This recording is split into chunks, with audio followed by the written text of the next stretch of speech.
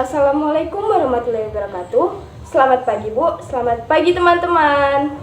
Perkenalkan, nama saya Febri Afrina dari kelas 11-1, tim 7 Sistem Koordinasi, nomor absen 11. Sebelum saya memulai presentasi, izinkan saya untuk memberikan kata-kata motivasi terlebih dahulu. Langkah kecil hari ini adalah awal kesuksesan untuk hari esok. Berikut materi yang akan saya jelaskan. Apa itu sistem koordinasi? Sistem koordinasi berperan sebagai pemerintah pusat yang menerima informasi, membuat keputusan, dan memberi perintah ke seluruh bagian organ tubuh. Semua berfungsi diatur, dikendalikan, dan dikoordinasikan oleh sistem koordinasi untuk memastikan kelancaran dan efektivitasnya.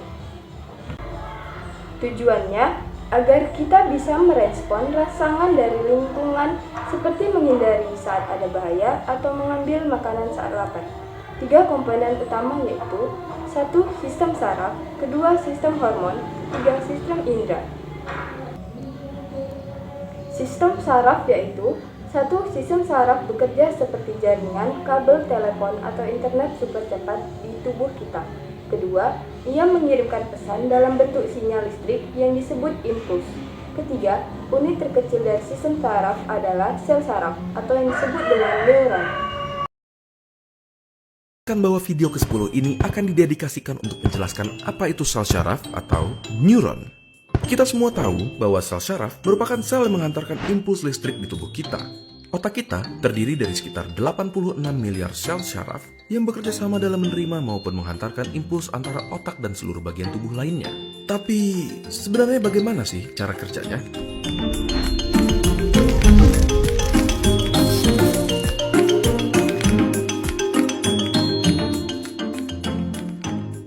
Pertama, kita mulai dari strukturnya terlebih dahulu.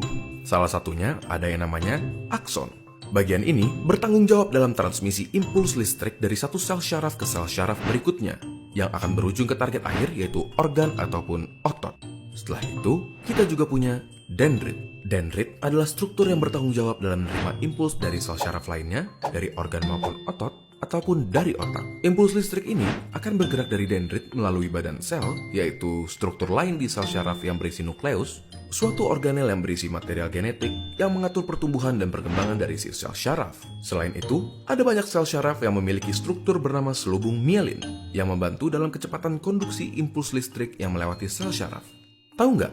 Konduksi listrik di badan kita bisa mencapai 120 meter per detik di sel syaraf yang mempunyai selubung mielin. Oke, kita sudah mendapatkan gambaran dari struktur sel syaraf. Tetapi, bagaimana dengan transmisi impulsnya? Bagaimana caranya otak kita menyuruh jempol kita misalnya untuk bergerak? Di awal, melalui suatu mekanisme yang kompleks, otak kita membentuk sesuatu yang bernama potensial aksi dan meneruskannya sepanjang syaraf yang bertanggung jawab untuk menggerakkan jempol. Di dalam syaraf ada beberapa kabel, dan di dalam kabel-kabel ini terdapat sel syaraf. Di antara satu sel syaraf ke sel syaraf berikutnya, ada celah yang bernama sinaps. Jadi, potensial aksi yang merupakan si listrik akan diterima oleh dendrit di sel syaraf pertama, diteruskan melalui tubuhnya dan mencapai akson. Di beberapa neuron atau sel syaraf pertama, ada sesuatu yang bernama neurotransmitters, suatu zat kimia yang berperan dalam konduksi listrik dari satu sel syaraf ke sel syaraf berikutnya. Neurotransmitter akan dilepaskan ke sinaps dan menghasilkan suatu potensial aksi di sel syaraf kedua. Di sini, listrik tersebut akan dioper dari satu sel syaraf ke sel syaraf berikutnya. Sampai akhirnya, sel syaraf terakhir menyampaikan si listrik ke otot yang bertanggung jawab dalam menggerakkan si jempol. Alhasil, jempol kita pun berhasil digerakkan. Melalui pengertian proses ini, lahirlah nama neuron. Pembagian sistem saraf. Sistem saraf pusat dan sistem saraf tepi. Sistem saraf pusat terbagi menjadi 2. 1. Otak.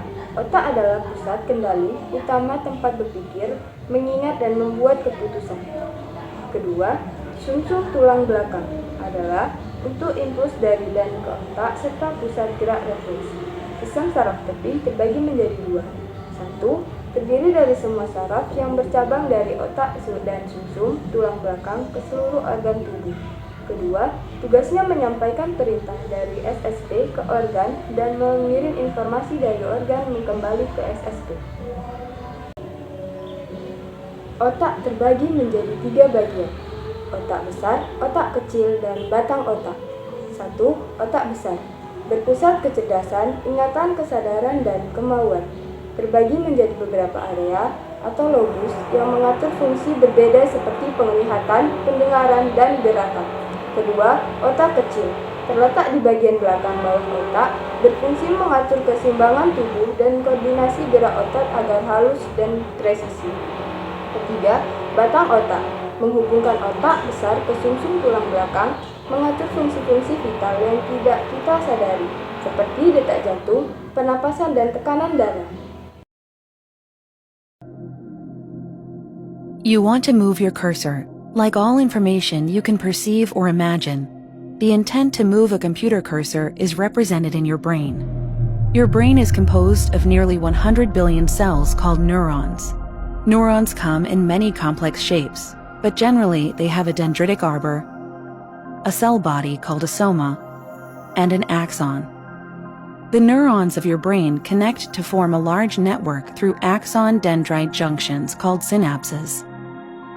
At these connection points, neurons communicate with each other using chemical signals called neurotransmitters.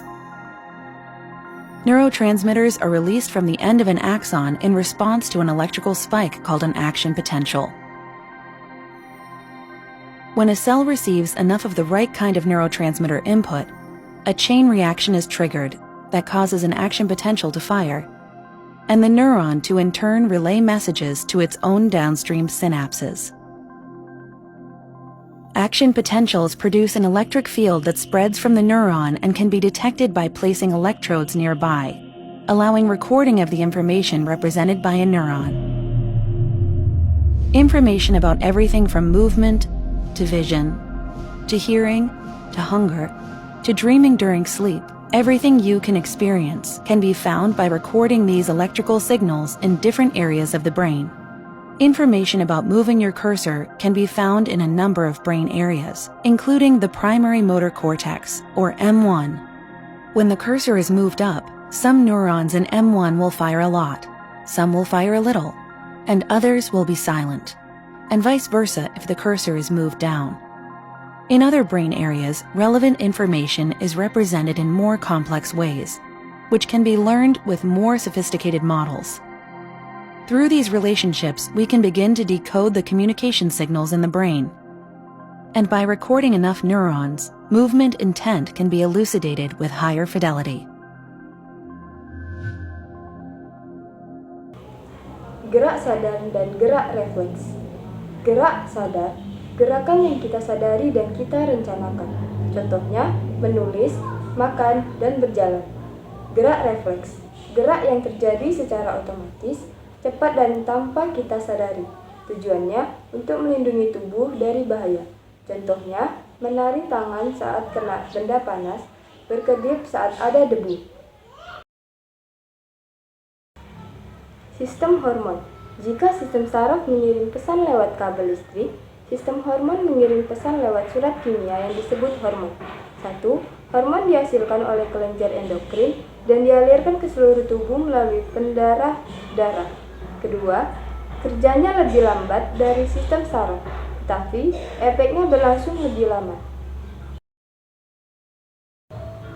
Contoh kelenjar dan hormonnya. 1. Pankreas menghasilkan insulin untuk mengatur kadar gula darah.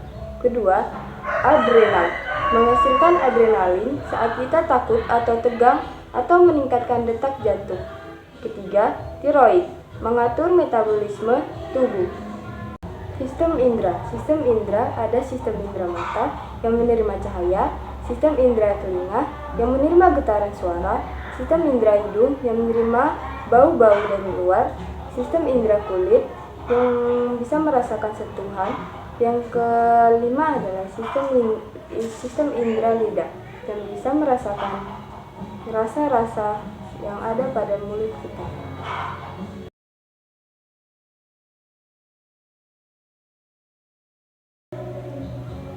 Kelainan dan penyakit pada sistem koordinasi. 1. Epilepsi, gangguan aktivitas listrik di otak yang menyebabkan kenjang. Kedua, meningitis, radang pada selaput pelindung otak dan sumsum tulang belakang. Ketiga, diabetes mellitus, gangguan pada reproduksi hormon insulin menyebabkan kadar gula darah tinggi. Keempat, stroke, kerusakan pada otak akibat terganggunya pasokan darah. Kelima, lumpuh. Kerusakan pada sumsum tulang belakang dapat memutus jalur komunikasi saraf ke anggota gerak. Mungkin sekian dari video presentasi saya. Saya akhiri dengan mengucapkan Assalamualaikum warahmatullahi wabarakatuh. Selamat pagi Bu, selamat pagi teman-teman.